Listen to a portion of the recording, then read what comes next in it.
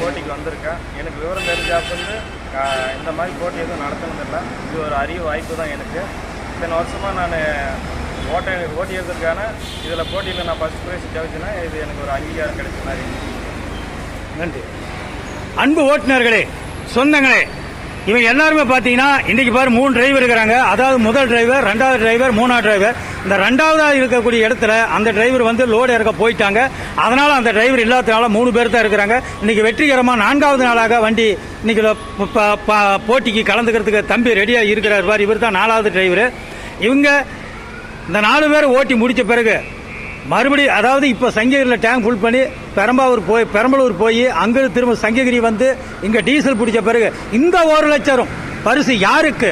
இந்த 4 டிரைவரில் 1 லட்சம் பரிசு வாங்குவது யார், வெல்லப்போவது யார் என்று 4 பேத்துக்குள் மும்முனை போட்டியாக வைத்துள்ளார்கள்.